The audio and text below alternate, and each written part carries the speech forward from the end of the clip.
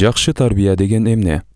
Инсан адам болуп жаралгандан бери эле адамды тарбиялоо көйгөйү уланып келе жатат. Адам аттуунун баары баласын жакшы болсо деп аракет кылат. Өзү камкор, мыкаачы болсо да балам жакшы болсо дейт. Акылдуулар балам менден да акылдуу, ал эми билимдүүлөр балам менден да билимдүү болсун деп тилейт. Бала тарбиялоонун түрдүү формаларын ойлоп табышты. Баланы тарбиялоо ата-эне үчүн да, коомчулук үчүн да, мамлекет үчүн да маанилүү жана кыйын бойдон калууда. Тарбия берүүнүн усул ыкмалары ар кайсы элде ар түрдүү болгонуна, аны ар ким ар түрдүү түшүнгөнүнө карабастан, айланып келип баары бир нерсени, жакшы адам болууну көздөйт. Дүйнөгө атагы чыккан философтордун, бүт өмүрүн бала тарбиялоого арнаган атактуу педагогтордун айткан дегени айланып келип ислам дининен чыгарым алым. Анткени ислам акыр заман адамдарына жол көрсөткөн дин. Анда адам баласы төрөлгөндөн өлгөнгө чейин эмнени кылып, эмнени кылбоо керектиги ачык айкын, так, даана айтылган. Ошон үчүн балам адам болсун деген ата-эне баласын ислам тарбиясы менен суугаруусу зарыл. Албетте, элибиздин кылымдарды карыткан карт тажрыйбасында да балага тарбия берүүчү көп ыкмалар бар. Бирок жогоруда айткандай айланып, тегеренип келип эле динге такаларыбыз бышык. Укпайт деп ушак айтпа, көрбөйт деп ууру кылба деген улуу накылдагы укпайт, көрбөйт деген сөздөрдүн алдында Кудай деген сөз бар экени айтпаса да түшүнүктүү. Кепти кыскартып, балага жакшы тарбия берүүдө эмнелерге көңүл буруу зарыл экенине токтололу.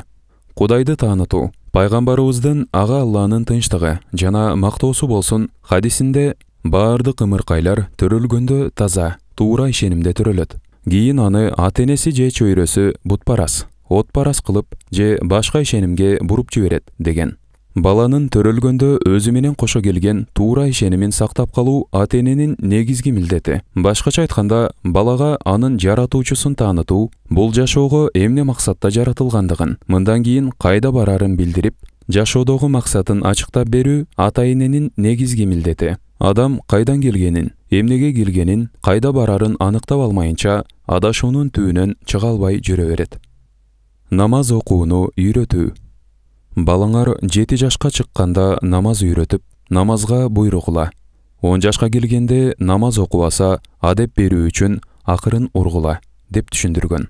Демек, 7 жаштагы бала али балакат жаш курагына жете элек болсо да, ак-караны ажыратып, Кудай түшүнүгүн түшүнө турган жашка келип калат. Ушул куракта ага көбүрөөк көңүл буруп, диндеги буйрук жана тыюуларды акырындап түшүндүрө баштоо керек. Балага намаз үйрөтүү ата-эненин негизги милдеттеринен. Бала намазга бат моюн сунуу үчүн адегенде ата-эне өздөрү намаз окуш керек. Аларды көргөн бала бат эле үйрөнөт, бат көнөт. Чынчылдык. Баланын жүрөгүнө Кудайдан коркуу сезимин киргизип, аны кээ бир ибадаттарды аткарууга буйруп, күнөө деп эсептелген иштерден тыйылуу керектигин түшүндүрүп, ошону менен катар баланын ар бир кылган ишине көңүл буруу зарыл. Бала 7 жашка чейин жалган сүйлөсө, аны жалган сүйлөгөндүгү үчүн жазалоо керек эмес. Анткени 7 жашка чейинки балдардын көбү чыныгы жашоо менен кыял чабытын, көргөн түшүн ажырата албай аралаштыра берет. Эртең менен турганда балаңыз сизге таарынып, "Мени урдуңуз" десе, жалган айтпа деп жемелөөнүн кажети жок. Анын чындык катары айтканын чындык катары кабылдап, кечирим сурап коюңуз. Бул сенин түшүң, жок нерсени айтпа деп урушуу баланын шагын сындырат. Балага сен жалганчысың деп айткан сайын анын жалганы күчөй берет. 7 жаштан өткөн балдар жалган сүйлөй баштаса, биринчи кезекте алардын эмне себептен жалган сүйлөгөнүнө көңүл буруу керек. Негизи балдар 3 себептен улам жалган айтары белгилүү. Биринчиси корккону себептүү. Үй бүлөдө ата-эне балага күч колдонуп, катуу айтып башкарса, балдар мындан коркуп, кутулуу үчүн жалган сүйлөйт. Чынын айтсам, урушугам, же таяк жеймин деген түшүнүк менен алар жалган шылтоо айтып, кутулуунун жолун издейт. Эгер 1-2 жолу ушундай жол менен ата-эненин ачуусунан кутулуп чыкса, андан кийин жалган айтуу ага көнүмүш адатка айлана баштайт жана өзүнүн дайыма жалган сүйлөп жатканы ага туура эмес иш катары сезилбейт. Ошон үчүн ата-эне баланын чын сүйлөгөнүн баалай билүүсү керек. "Сиздер жокто катып койгон шоколадты таап жедим" деп чын айткан баланы бул кылыгы үчүн урушпай, тескерисинче чын айтканы жакшы иш экенин билдирип, ал эми каткан нерсени уруксатсыз алуу туура эмес экенин жай түшүндүрүү зарыл. Баланын чындыкты айтканын дайыма баалап, чынчылдык мыкты, жалганчылык болсо жаман сыпат экендигин кулагына куюп, эскертип туруу керек.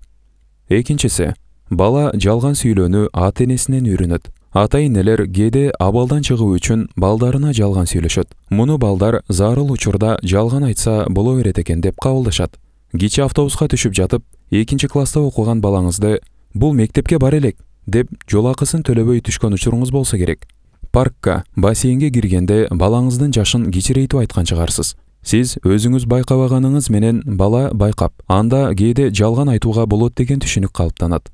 Кээде ата-эне баласын жөн жерден жалганчы кылып алат. «Балам, астыңдагы тамагыңды жесең, сыртка алып чыгып ойнотом» деп, тамак ичип бүткөндө «Ары турчу, азыр бош эмесмин» деп койгон апалар кийин баласы жалган айтса, күнөөнү түк өзүнөн издебейт. «Бирөө сураса мени жок деп кой» дейт аталар. Ошентип баласын жалганчы кылып алганын өздөрү да билбейт. Жогоруда келген хадисти дагы бир эскерте кетүүнү туура көрдүм. Баласын «Бери кел, бир нерсе берем» деп чакырган энеге кайрылып, пайгамбарыбыз ага Алланын тынчтыгы жана мактоосу болсун, «Ага бере турган бир нерсең барбы?» деп сураган. Аял «Ооба, курма берейин дедим эле» дегенде, эгер бере турган эч нерсең жок болгондо, жалганчылардын катарына жазылмаксың деп эскерткен. Үчүнчүсү, психологияда коргонуу механизми деп аталган жалган айтуунун түрү. Бул намысын сактоо үчүн жалган айтуу болуп эсептелет. Мисалы, сабак окубай келгени үчүн мугалимдин жанында башын жерге салып шылкыйып туруу жашы жогорулап калган балдарга намыс сезилет. Бул абалдан чыгуу үчүн ар түрдүү жалгандарды ойлоп табат. Жалгандын бул түрүнөн баланы ажыратуу үчүн жогорудагыдай эле ата-эне, мугалимдер анын намысына андан бетер тийбей, жалганга себеп болгон факторду жоюуга аракет кылуусу керек. Намысты сактоо үчүн жалган айтуу абалдан алып чыга албастыгын, балким убактылуу жардамы тийгени менен түпкүлүгү зыяндуу экенин, жалган айтуунун өзү намыстуу, уят иш экенин балага түшүндүрүү кажет. Аманаткөйлүккө, башкача айтканда, бирөөнүн буюмуна кол тийгизбөөгө баланы кичинесинен үйрөтүү керек. Бирөөнүн акысын жеп алуу азыркы учурда эң жеңил оокат болуп калды. Бардык жерде, бардык тармакта адамдар бири-биринин акысын жеп басып жүрөт. Буга ушул учурда жашап жаткан муундун бирөөнүн акысы деген түшүнүктөн эрте же кеч туулуп калганы себеп. Ата-эне өзү бирөөнүн акысынан коркпосо, баланы ага тарбиялай албайт. Бир окуяны айткым келди. 1 же 2 класста окуган учурум. Үйүбүздүн арт жагындагы кошунанын короо жайынын бир четинде ойноп жүрүп бир кулпу таап алдым. Көптөн бери жерде жатып, дат басып калыптыр. Чөп-чар жыйган кепенин эшигинде салынып турган ачкычы жок эски кулпу жоголуп кеткени тууралуу сөз болуп жатканын кечинде чай үстүндө кулагым чалган. Карасам, кулпу ошого жарачудай. Алып эле үйгө чуркадым. Алтын таап келгенсеп шаңыраңдап апама мактандым. «Апа, кулпу таап алдым. Чөп капага салып коеюнбу?» Апамды сүйүнөткө деп ойлогом. Анча сүйүнбөдү. «Кайдан таптың?» деди апам. «Ыса акенин короосунан» дедим шаңыраңдап. «Кайра алып барып кой» деди апам.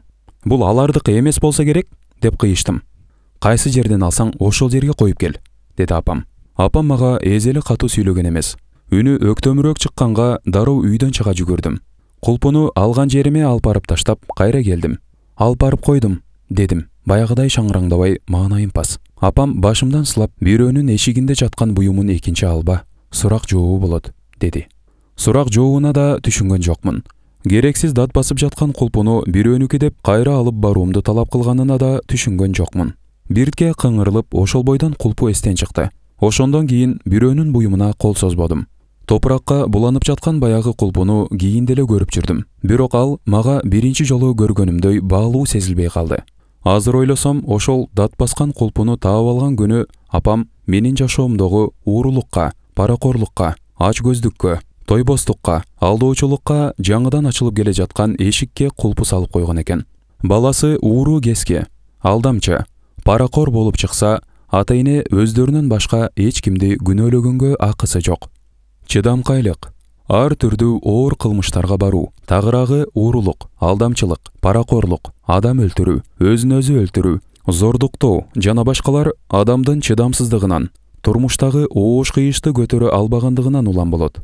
Жаштардын бат эле ажырашып кеткенине да алардын турмуштун оор арабасын кылдыратууга чыдамы жетпегени себеп. Ата-эне баласын турмушун ар кандай кырдаалына туруштук бере ала турган, сабырдуу, чыдамкай кылып тарбиялоого аракет кылышы керек. Өтө эрке, оозунан чыга элек, колуна даяр болгон, алмабыш оозума түш болуп чоңойгон балдар турмуштун бир аз оорлугуна туруштук бере албай, өзүн көзөмөлдөн чыгарып жиберет. Баланы дайыма эле аяп, бөпөлөй берүү туура эмес. Айрыкча атасы жумшаган ишке энеси каршы чыгып, балам али кичине, кыйналып калат деп арачы боло берсе, бала жалкоо, куу болуп чоңоет. Ошон үчүн ата-эне баласына бири-биринен жашыруун мамиле кылбасын. Кээде баланын кайсы бир туура эмес иши үчүн атасы ага жаза катары акча бербей койсо, энеси атасынан жашырып акча берет. Ушунун баары баланын келечегине чабылган балта болот. Баланын сабырдуу, чыдамкай болуусуна аталар көбүрөөк көңүл буруусу зарыл.